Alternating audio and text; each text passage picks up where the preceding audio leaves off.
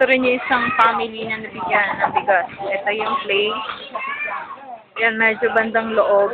Hindi masyadong ano. Yun, yan. Medyo, yan, dyan. May isang family na nabigyan ng bigas. And then, may sumagyat. Yan, sa Pusot Street to. Yan.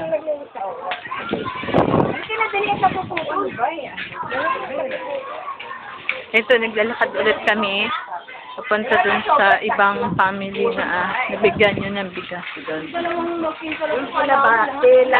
Doon sa, yung bahay nila magandang po. Dito na lang sa Yan. So, Pusot Street pa rin. Kasi, hindi kasi naman talaga nabigyan lahat ng kada family. Yung talagang binahalang at naubusan ng pagkain yan. Dito, makikita mo, yan, grabe yung nangyari. Maraming bata sa street. Yan. Siguro marami na talagang populasyon ng Pilipinas. Yan. Naglalakad kami ni Tita Oli, tsaka ni Tita Maying. Yan yan. Sige, dali mo! Uy!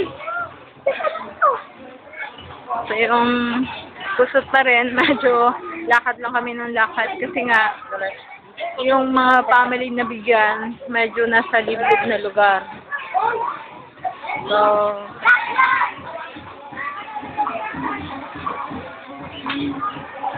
yan.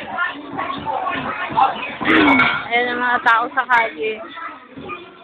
Ayan talaga.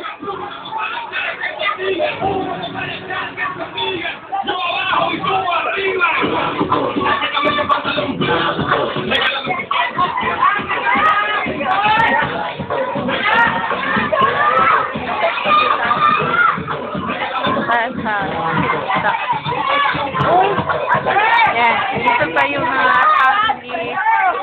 Binigyan ko kayo lahat. Ayaw pa mawawalan. Sa may looban. Dito may binaha hanggang bewang.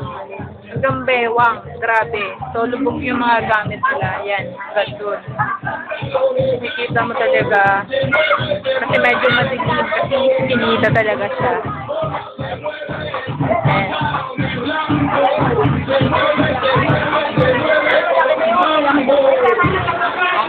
Sabi mo, ito yung ilan sa mga nakatuha.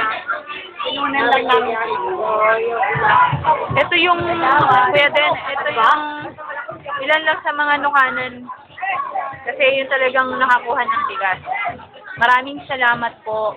Nag-ingat po kayo. God bless.